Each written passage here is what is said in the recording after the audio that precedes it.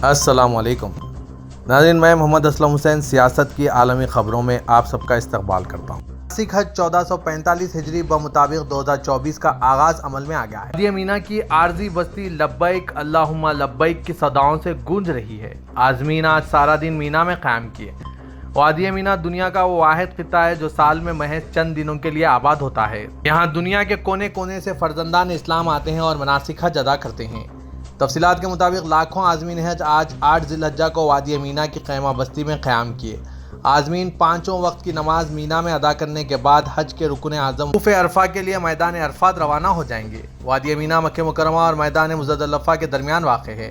مسجد حرم کے شمالی سمت 7 کلومیٹر کی مسافت پر یہ وادی سال میں صرف 5 دنوں کے لیے بسائی جاتی ہے۔ وادی مینا کے شمالی اور جنوبی سمتوں کو پہاڑوں نے اپنے حصار میں لیا ہوا ہے، اسی لیے اسے وادی کہا جاتا ہے۔ وزارت حج و عمرے اور دیگر سعودی وزارتوں کے اشتراک سے وادی مینا میں تمام سہولتیں فراہم کی گئی ہے۔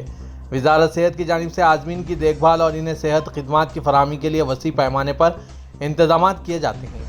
وزارت صحت کی زیر نگرانی مینا میں جملہ سہولتوں سے آراستہ 4 بڑے اسپتال اور مختلف مقامات پر متعدد ڈسپنسری قائم کی گئی ہے تاکہ عازمین کو بروقت طبی خدمات فراہم کی جا سکے۔ مینا کی شارع الجدید میں اسپتال 50 بستروں پر مشتمل قائم کیا گیا ہے، جبکہ 13 بستر ہنگامی صورتحال کے لیے مخصوص ہیں۔ علاوہ ازیں 3 آئسولیشن وارڈز اور سن اسٹروک کا شکار ہونے والوں کے لیے خصوصی یونٹ تشکیل دیا گیا ہے۔ سعودی وزیر اطلاعات سلمان بن یوسف الدوسری نے آج جمعے کو حج مقامات پر میڈیا دفاتر کا دورہ کیا۔ انہیں عرفات میں مناسک حج کی کوریج کے لیے سعودی براڈ کاسٹنگ اتھارٹی کی جانب سے استعمال کی جانے والی ٹیکنیک کے بارے میں بریفنگ دی گئی۔ سرکاری خبررساں NCSPA کے مطابق سعودی وزیر عرفات نے عرفات ٹاور کا بھی دورہ کیا۔ انہیں اتھارٹی کے موبائل ٹیلی ویژن اسٹوڈیو کے بارے میں آگاہ کیا گیا۔ سلمان بن یوسف عرفات میں قائم میڈیا سینٹر گئے، جہاں صحافیوں اور بین الاقوامی پارٹنرز کے لیے تمام ضروری سہولتیں موجود ہیں۔ انہوں نے مینا میں وزارت کے دفتر کا بھی دورہ کیا اور وہاں موجود سہولتوں کا معائنہ کیا۔ سعودی وزیر اطلاعات نے عازمین حج کی خدمت کے لیے مملکت کی کوششوں کو فروغ دینے میں میڈیا کے پروفیشنل افراد کے اہم کردار پر زور دیا۔ انہوں نے سعودی قیادت کی جانب سے مناسک حج میں سہولت فراہم کرنے کی خواہش سے بھی آگاہ کیا۔ ہر سال دنیا بھر سے مسلمان مکہ اور مدینہ کے مقدس شہروں میں حج سے پہلے جمع ہوتے ہیں۔ بہت سے لوگوں کے لیے زندگی میں ایک بار کا روحانی سفر ہے۔ 8 ذی الحجہ 1445 بمطابق 14 جون 2024 بروز جمعہ حج کے آغاز کے ساتھ ہی عازمین مکہ کے قریب مینا کی خیمہ بستی میں جمع ہو گئے۔ دنیا کے متعدد معروف شخصیات نے اپنے عقیدے سے جڑے رہنے کی غرض سے معروف شیڈول سے وقت نکال کر حج کی سعادت حاصل کرنے کے لیے رب العزت کے اس گھر پہنچے ہیں۔ رواں سال حج کرنے والی معروف شخصیات میں انڈین سابق ٹینس کھلاڑی اور ڈبلز کی عالمی number 1 Sania Mirza, United fighting champion شپ کے لائٹ ویٹ چیمپئن اسلام مقاشف، نیوزی لینڈ کے ہیوی ویٹ باکسر اور سابق پیشہ ور رگبی کھلاڑی سونی بل ولیمز، ملیشیا میں مقیم انڈین اسلامی خطیب ڈاکٹر ذاکر عبدالکریم نائک، پاکستانی ٹیلی ویژن کی میزبان اور سابق اداکارہ ندا یاسر اور پاکستانی اداکارہ، فلم ڈائریکٹر و پروڈیوسر ریما خان شامل ہیں۔ ثانیہ مرزا نے social media platform X پر اپنی پوسٹ میں لکھا ہے کہ مجھے حج کے عظیم الشان سفر پر جانے کا موقع ملا۔ زندگی بدل دینے والے سفر پر روانہ ہو رہی ہوں اور عاجزی کے ساتھ آپ سب سے معافی کی طلبگار ہوں۔ ٹینس اسٹار ثانیہ مرزا نے مزید لکھا کہ میں بہت خوش قسمت ہوں اور دعا ہے کہ اللہ میری عبادت قبول فرمائے اور مجھے سلامتی کے راستے پر چلائے۔ انہوں نے لکھا کہ امید ہے جب اس سفر سے واپس آؤں گی تو میرے دل میں عاجزی ہوگی اور ایمان مزید مضبوط ہوگا۔ اسلامک ریسرچ فاؤنڈیشن اور پیس ٹی وی کے بانی اور صدر ڈاکٹر ذاکر نائک نے social media platform X پر پوسٹ کردہ ایک پیغام میں حج انتظامات کی تعریف کی ہے۔ ذاکر نائک نے کہا ہے کہ سعودی عرب کے وزیر حج توفیق عربیہ نے انہیں اہل خانہ کے ہمراہ حج کی سعادت کے لیے مدعو کیا ہے۔ سعودی وزارت حج و عمرے نے عازمین کو ہدایت دی ہے کہ وہ حج کے قیمتی لمحات کو فوٹوگرافی میں ضائع نہ کریں۔ حج کے آغاز کے موقع پر سعودی وزارت حج و عمرے نے عازمین حج سے کہا ہے کہ وہ حج کے قیمتی لمحات کو تصاویر، ویڈیوز بنانے اور فضول باتوں میں ضائع نہ کریں اور ان نادر لمحات میں اللہ کی رضا کے حصول کے لیے کوشاں رہیں اور دعاؤں کا خصوصی اہتمام کریں۔ وزارت حج و عمرے نے اپنے social media platform X پر کہا کہ مسجد حرم میں زیادہ تر وقت عبادت میں گزاریں، اللہ سے رحم و کرم کی دعائیں، نیز نماز و تسبیح کا اہتمام کریں کیونکہ یہ وقت سب سے اہم ہے۔ وزارت نے عازمین حج سے کہا ہے کہ ان لمحات کی قدر کریں، خانہ کعبہ میں اپنا قیمتی وقت دعائیں کرنے میں گزاریں، فوٹوز اور ویڈیوگرافی میں مصروف ہو کر ان لمحات کو ضائع نہ کریں۔ واضح ہے کہ جب سے اسمارٹ فون انسانی زندگی میں نمودار ہوا ہے، ہماری تمام مصروفیات حتیٰ کہ عبادات کے لمحات بھی سوشل میڈیا اور سیلفی ویڈیوز کی نظر ہونے لگے ہیں۔ گزشتہ چند سالوں سے یہ رجحان خاص کر بڑھ رہا ہے کہ لوگ حج و عمرے کی ادائیگی کے لیے حجہ سے مقدس جاتے ہیں اور وہاں سے پل پل کی تصاویر اور ویڈیوز سوشل میڈیا پر اپلوڈ کرتے ہیں، جس کو مذہبی طبقے کے علاوہ سنجیدہ حلقوں میں بھی تنقید کا نشانہ بنایا جاتا ہے۔ اسرائیلی فورسز غزہ کی پٹی میں قتل عام کر رہی ہے اور قابض اسرائیلی بے سر و سامان فلسطینیوں کی ہجرت کے بعد خالی ہونے والے علاقوں پر نظریں گاڑے ہوئے ہیں۔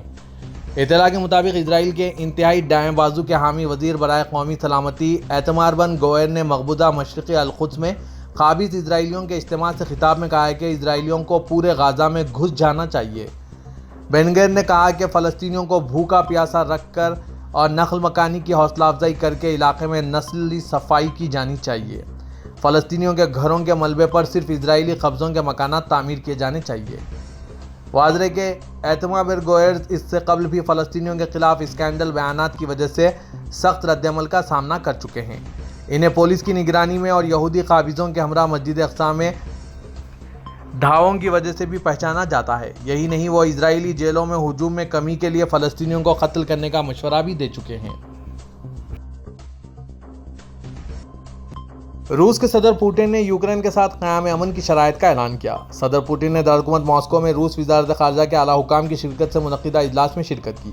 سوئٹزرلینڈ یوکرین امن سربراہ اجلاس کے بارے میں بات کرتے ہوئے انہوں نے کہا کہ ہمیں سوئٹزرلینڈ اجلاس میں مدعو نہیں کیا گیا۔ روس سے ہمارے کھلے اور ذمہ دارانہ مذاکرات شروع کیے بغیر یوکرین اور یورپ کی سلامتی کا حل تلاش کرنا ناممکن ہے۔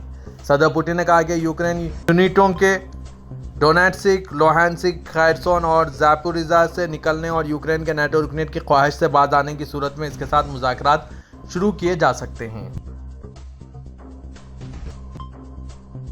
اقوام متحدہ کے 40 رکن ممالک نے یمن کے حوثیوں سے مطالبہ کیا ہے کہ وہ فوری اور غیر مشروط طور پر اقوام متحدہ کے زیر حراست اہلکاروں کو رہا کریں۔ اقوام متحدہ میں برطانیہ کی مستقل نمائندہ باربرا ڈورو نے اقوام متحدہ کے دفتر میں ممالک کی جانب سے ایک بیان دیا۔ انہوں نے کہا کہ حوثیوں کی جانب سے اقوام متحدہ بین الاقوامی اداروں یا سفارتی مشینوں کے نمائندوں اور اہلکاروں کو حراست میں لینے کی ہم شدید مذمت کرتے ہیں۔ برطانیہ اور 39 دیگر ممالک ان افراد کی فوری اور غیر مشروط رہائی کا مطالبہ کرتے ہیں، اس طرف اشارہ کرتے ہوئے کہ یمن میں انسانی صورتحال تیزی سے بگڑ رہی ہے۔ اوڈوڈرا نے کہا کہ انسانی امداد کارکنوں کو کافی لاچار حالت میں ہونے انسانوں تک پہنچنے کا موقع دیا جانا چاہیے۔ انسانی امداد کی تقسیم میں درپیش خطرات پر گہری تشویش ہونے کا اظہار کرتے ہوئے انہوں نے بین الاقوامی انسانی قانون کا احترام کرنے کی ضرورت پر زور دیا۔ اقوام متحدہ نے اطلاع دی تھی کہ حوثیوں نے اقوام متحدہ کے 13 اہلکاروں کو حراست میں لیا ہے۔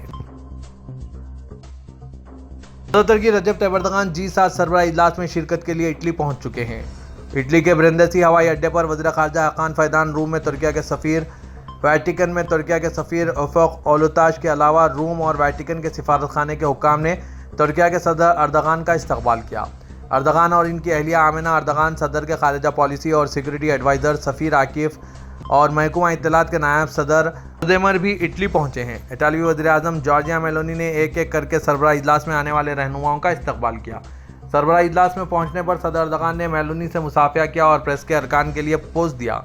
اردغان نے بعد میں افریقہ اور بحر روم، مصنوعی ذہانت اور توانائی کے موضوعات پر G7 کے اعلیٰ سطحی اجلاس میں شرکت کی۔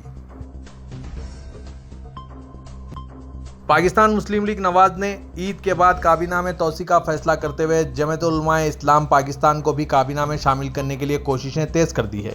اس سلسلے میں وزیر اعظم پاکستان شہباز شریف اور وزیر داخلہ محسن نقوی متحرک ہو چکے ہیں اور دونوں نے 1 گھنٹے میں مولانا فضل الرحمان سے ایک کے بعد دیگر ملاقاتیں کی۔ مسلم لیگ نواز ذرائع نے میڈیا کو اس حوالے سے بتایا ہے کہ پارٹی کی اعلیٰ سطح کی قیادت جمعیت علماء اسلام پاکستان کو کابینہ میں شامل کرنے کی خواہش مند ہے اور اس حوالے سے نواز شریف نے خصوصی ہدایت جاری کی۔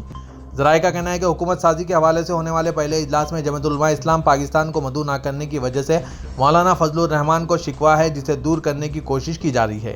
اگر مولانا فضل الرحمان تیار ہو گئے تو عید کے بعد کابینہ میں توسیع کی جائے گی اور مولانا کی جماعت کو 2 وفاقی وزارتیں دی جا سکتی ہے۔ اس حوالے سے جمعیت علماء اسلام پاکستان کے ایک اہم رہنما نے میڈیا کو بتایا کہ دونوں جماعتوں کے درمیان وزیر اعظم کی مولانا فضل الرحمان کے گھر آمد سے قبل کافی دنوں سے روابط جاری تھے، جس کے نتیجے میں ہی وزیر اعظم مولانا کے گھر گئے۔ مولانا کے گھر ہوئی ملاقات کا احوال بتاتے ہوئے اس اہم رہنما نے بتایا کہ شہباز شریف مختصر سیکورٹی کے ساتھ اکیلے مولانا فضل الرحمان کے گھر پہنچے۔ ان کے ساتھ کوئی وزیر، مشیر یا لیگی رہنما نہیں تھے۔ گھر پہنچنے کے بعد کچھ دیر تک وہ جمعیت کے رہنماؤں کے ساتھ ڈرائنگ روم میں بیٹھے، جہاں گپ شپ اور لطیفے چلتے رہے۔ اس دوران کئی بار قہقہے بلند ہوئے، جس کی ویڈیوز اور تصاویر بھی سامنے آئی ہے۔ ہندوستان کے وزیر اعظم نریندر مودی نے اٹلی میں جاری G7 سربراہ اجلاس کے آؤٹ ریچ سیشن میں شرکت کی۔ آج جمعے کو چھوٹی کانفرنس سے ٹھیک پہلے پی ایم مودی نے فرانس کے صدر ایمانوئل میکرون سے ملاقات کی۔ اپنے ایک روزہ دورے کے دوران وزیر اعظم نے اٹالوی وزیر اعظم جارجیا میلونی کے زیر اہتمام ایک سیشن میں شرکت کی، جس میں مصنوعی ذہانت یعنی آرٹیفیشل انٹیلیجنس، توانائی، افریقہ اور بحر روم کے خطے پر توجہ مرکوز کی گئی۔ اس سے پہلے اٹلی کے لیے روانہ ہونے سے پہلے وزیر اعظم نریندر مودی نے ایک بیان میں کہا تھا کہ وہ خوش ہیں کہ مسلسل تیسری مدت کے لیے وزیر اعظم منتخب ہونے کے بعد ان کا پہلا دورہ G7 سربراہ اجلاس کے لیے اٹلی کا ہے۔ امریکی صدر جو بائیڈن اور پی ایم مودی کی اٹلی میں G7 سربراہ اجلاس کے موقع پر ملاقات کے امکان ہیں۔